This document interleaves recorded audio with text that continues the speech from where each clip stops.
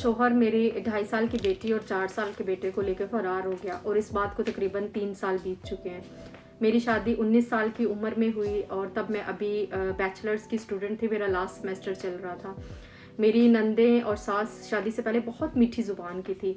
वो हर वक्त बेटी बेटी करती रहती थी, लेकिन जैसे ही शादी के दिन करीब आए तो उन्होंने हर छोटी बात पे एतराज़ करना शुरू कर दिया और मेरे शोहर को भी, जो कि तब मेरे फियांसी थे, उनको मेरे ख़िलाफ़ करना शुरू कर दिया। मेरी माँ ने जब उनका ये रवैया देखा तो उनको समझ आ गई कि ये रिश्ता नहीं चलेगा और मेरी माँ ने इस रिश्ते से इनकार कर दिया। मेरे शोहर तब दुबई में रहते थे, उन्होंने 3 घंटे की एक लॉन्ग कॉल की और मेरी माँ को मनाते रहे कि वो जो भी होगा अगली ज़िंदगी का वो ही ज़िम्मेदार होंगे और उनकी बेटी को वो बहुत खुश रखेंगे वगैरह वगैरह। और मेरी माँ ने एतराज़ किया कि मेरी नंद जो थी वो काफ़ी ज़्यादा डोमिनेटिंग थी और इंटरफेयरिंग भी थी। तो मेरे ससुर ने इस बात का जवाब दिया कि आप परेशान ना हों, मेरी मतलब जो नंद है वो शादीशुदा है और वो शादी के बाद, यानी कि हमारी शादी के बाद, वो डेनमार्क चली जाएंगे अपनी। उसके बाद मेरी शादी हो गई और लेकिन हमारी प्राइवेसी कोई भी नहीं थी किसी किस्म की भी। मेरे शोहर जो थे वो अपना फ़ैसला कोई भी नहीं ले सकते थे। इस बात का आप अंदाज़ा इस चीज़ से लगा सकते हैं कि मेरी शादी के बाद जब हम लोग हनीमून पे गए तो हमारे साथ मेरे शोहर के दोनों भाई और उनकी बहनें और उनके माँ बाप सब लोग हमारे साथ ही हनीमून पे थे, वो साथ ही हमारे गए थे और हमारे ज़िंदगी में प्राइवेसी नाम की कोई भी चीज़ नहीं थी। खैर हमारी शादी हुई तो मेरे शोहर जो थे वो 2017 में दुबई से परमानेंटली पाकिस्तान शिफ्ट हो गए और इस दौरान मेरी जो थी वो डिग्री भी कंप्लीट हो गई और उसके अलावा मुझे अल्लाह ताला ने एक प्यारा सा बेटा दिया 2019 में। मैं बहुत ज़्यादा खुश थी और लेकिन एक चीज़ जो मैंने तब बहुत ज़्यादा महसूस की वो ये थी कि मेरा जो ससुराल वाले थे वो मुझे मेरे बेटे पे हक नहीं जमाने देते थे। वो हर वक्त कहते थे कि ये तो हमारा खून है, हमारी नस्ल है, तुम कौन सा पीछे से लेके आई हो अपने बच्चे को। अगर मैं कभी अपनी माँ के घर भी जाती थी रुकने के लिए या उनसे मिलने के लिए तो मैं अपने बच्चे को साथ नहीं लेके जा सकती थी। और इस सब ड्यूरेशन में मैं बहुत ज़्यादा परेशान भी रहने लग गई थी। लेकिन एक वाहिद जो मेरे साथ एक साथी थे उस घर में, वो मेरे ससुर थे। मेरे ससुर बीच बीच में जो थे वो, मेरे शोहर अगर कोई बहुत ज़्यादा गलत काम करते थे या बात करते थे मेरे साथ तो मेरे ससुर उनको समझा बहला के हमारी आपस में सुलह करवा देते थे।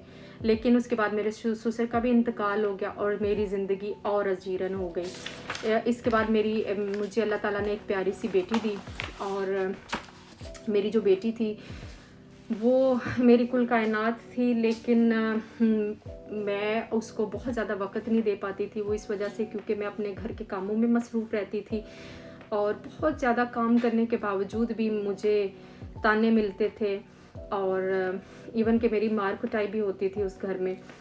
मेरे शोहर के जो बहन भाई थे वो हमेशा बार बार मुझे और मेरे बच्चों को ताने देते थे और मेरे बच्चों को कहते थे कि ये तो फ़र्श पे ही बैठ के पढ़ेंगे और इन्होंने तो ज़िंदगी में कुछ भी नहीं करना, इनको पढ़ने की क्या ज़रूरत है इतना, वगैरह वगैरह। और ये कि हम लोग उनके पैसों पे पल रहे हैं। तो मैंने इतना कुछ सुनने के बाद मैंने फ़ैसला किया कि मुझे ख़ुद ही कोई स्टैंड लेना चाहिए और मैंने अपनी एक अच्छी जॉब ढूंढी जो कि एक प्राइवेट इंस्टीट्यूशन में थी और मैंने उस वक्त पढ़ाना शुरू कर दिया और मैं अपने शोहर को लेके किराए के घर में शिफ्ट हो गई। किराए के घर में जब मैं शिफ्ट हुई तो मुझे ये था कि अब मेरी ज़िंदगी चलो आसान हो जाएगी, लेकिन उसके बाद फिर से मेरी ज़िंदगी और मुश्किल होगी क्योंकि अब मेरा शोहर बिल्कुल आज़ाद हो गया था। जो पहले उसकी थोड़ी बहुत शायद उस घर में रहते हुए ज़िम्मेदारी थी वो बिल्कुल ख़त्म हो चुकी थी। मेरा शोहर दिनों के लिए गायब हो जाता, मुझे पता नहीं होता था कि वो कहाँ रहता है। अगर मैं उसको ज़रा सा भी कोई कहती थी कि तुम मुझे वक्त नहीं देते या तुम बच्चों को वक्त नहीं देते तो वो गायब हो जाता है। एक मरतबा ऐसे ही हुआ था, मैंने उसके साथ इस बात पे बहस की तो वो चला गया और कितने दिनों तक मैं अपने बच्चों के साथ अकेली थी किराए के घर में। तो उसने एक दिन अचानक मुझे तस्वीर भेजी कि ये देखो मैं तो अपने घर में बैठा हुआ हूँ। तो मैं बहुत रोई गिड़गिड़ाई कि वापस आ जाओ, लेकिन वो नहीं आया। तो उसके बाद फिर जब वो नहीं आया तो मेरी माँ को पता चला। मेरी माँ और भाई जो थे वो मुझे आके अपने घर ले गए। मैंने तकरीबन 6 महीने अपनी माँ के घर गुजारे। उसके बाद मैं दोबारा से एक किराए के घर में शिफ्ट हो गई क्योंकि ज़ाहिर है मुझे अपने बच्चों के साथ एक प्राइवेट लाइफ चाहिए थी। मैंने अपने शोहर से ईद पे राब्ता किया کہ آپ آ جائیں, بچوں کو مل جائیں. تو وہ آیا اور بچوں کو مل گیا. اس کے بعد وہ دوبارہ ایسے ایک مرتبہ آیا اور اپنے ساتھ ہی بچوں کو لے گیا. اور اس کے بعد تقریباً 2 ماہ تک کے لیے مجھے نہیں تھا پتہ کہ میرے بچے کہاں پہ ہیں. میں نے وہ ساتھ ہی میرا ATM بھی لے گیا. تو میں نے کافی مرتبہ اس کو کہا کہ آپ بچوں کو تو واپس لے کے آئیں, لیکن وہ ہر مرتبہ ٹالتا رہا. اور جب میں نے کہا کہ اچھا آپ مطلب میری سیلری بھی لے لیتے ہیں تو میرے لیے مشکل ہو جاتا ہے, تو اس نے وہ آگے سے مجھے جتلا دیتا تھا کہ میں تمہارے بچوں پہ تو خرچ کر رہا ہوں, میں کون سا اپنی ذات پہ خرچ کر رہا ہوں. اور اس سب کے بعد میں وہ والا گھر چھوڑ کے بھی ایک بہت ہی گندے سے گھر میں شفٹ ہو گئی. اور میرے بچے جو تھے وہ اس کی ماں کے ساتھ رہتے تھے. اس دوران اس نے 2023 سے لے کے اب تک اس نے مجھے 3 سے 4 مرتبہ صرف میرے بچوں کو مجھ سے ملنے دیا ہے. میں نے بہت بار اس سے منتیں بھی کی کہ آپ میرے بچوں کو بھی واپس لے آئیں اس گھر میں اور خود بھی آ جائیں اس گھر میں, تو ہم اتنا کر سکتے ہیں کہ ہم سب لوگ سروائیو کر سکیں.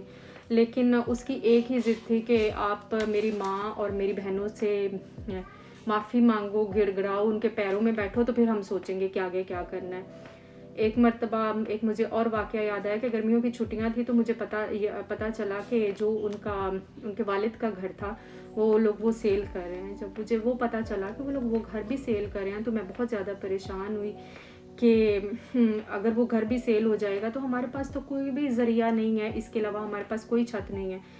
تو اسی پریشانی میں بیمار ہو گئی, میری طبیعت کافی زیادہ خراب ہو گئی. تو مجھے دوائی لینے کے لیے پیسے چاہیے تھے. میری سیلری آئی تو ایز یوزول میرے ہسبینڈ نے وہ سیلری ساری نکلوا لی. تو میں نے کہا پلیز مجھے 2,000 روپیہ دے دیں میں تاکہ دوائی لے سکوں. تو اس بات پہ اس نے اچھی خاصی میرے ساتھ لڑائی کی اور مطلب مجھے اپنی سیلری کے پیسے بھی استعمال کرنے کا حق نہیں تھا. اب صورتحال یہ ہے کہ مجھے یہ نہیں معلوم کہ 3 سال ہو گئے ہیں میرے بچے کہاں پہ رہ رہے ہیں, کیونکہ وہ لوگ انہوں نے اپنا آبائی گھر بیچا تھا تو اس کے بعد وہ کہاں شفٹ ہوئے مجھے آج تک نہ اس کا ایڈریس پتہ ہے, نہ مجھے پتہ ہے کہ وہ کس ایریا میں رہتے ہیں. اور مجھے ایسا لگتا ہے کہ میرے بچے جو ہیں وہ اب تک میری تو شکل بالکل بھول چکے ہوں گے, کیونکہ 3-4 مرتبہ صرف ملاقات جو ہوتی ہے وہ کوئی اتنی بڑی ملاقات نہیں ہوتی کہ بچے یاد رکھیں کہ ہماری ماں کا یہ چہرہ ہے. تو وہ تب میری بیٹی 2.5 سال کی تھی صرف اور بیٹا 4 سال کا تھا. تو اب تو وہ ماشاءاللہ سے تھوڑے بڑے ہو گئے ہوں گے اور وہ ماں کی شکل بھی بالکل بھول چکے ہوں گے. میں اپنے بچوں کو کورٹ میں نہیں گھسیٹنا چاہتی تھی, اس لیے میں نے اپنی ساس کو بھی بارہا کال کی کہ آپ چلیں, اگر آپ میرے سے کوئی غلطی ہو گئی تو آپ مجھے معاف کر دیں. لیکن انہوں نے باتوں کو توڑ مروڑ کے اور گھما پھرا کے اپنے بیٹے کو بتایا, اور بجائے اس کے کہ ہماری بات کسی صلح کی طرف جاتی وہ اور بھی زیادہ بگڑ چکی تھی. تو میرے گھر والے مجھے بارہا سمجھاتے ہیں کہ آپ اس رشتے کو ختم کر دو کیونکہ وہ کبھی بھی بدلے گا نہیں. تو کیونکہ وہ نہ تو میرے ساتھ رہتا ہے نہ مجھے طلاق دیتا ہے. مجھے ایسا لگتا ہے کہ میں جیسے ایک باہر والی عورت ہوں اس کے لیے, جس کے ساتھ وہ صرف آتا ہے جب اس کا دل کرتا ہے, 1 آدھ دن کے لیے آتا ہے, رہتا ہے, اس کو ہوتا ہے کہ چلو گھوم پھر لیں ہم لوگ, یا میں تمہارے ساتھ کبھی مطلب اس کا جب دل کرے وہ ملنے آ جائے, لیکن وہ میرے ساتھ زندگی نہ گزارے اور اس کے بچے جو ہیں وہ اس کی ماں کے پاس ہی رہیں.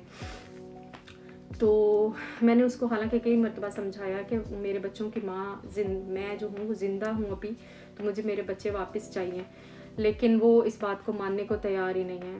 اب یہ ایک لمبی سی کہانی مجھے میری بہن کی طرف سے ان باکس میں ریسیو ہوئی تھی. انہوں نے مجھے کہا تھا کہ اس سچویشن میں مجھے کیا کرنا چاہیے, پلیز آپ اپنے فالوور سے پوچھیں کہ اگر کوئی اور اس طرح کی سچویشن سے گزر رہا ہے یا گزر چکا ہے, انہوں نے کیسے اس کو ڈیل کیا, اس کا رسپانس آپ لوگ ضرور دیجیے گا. Thank you.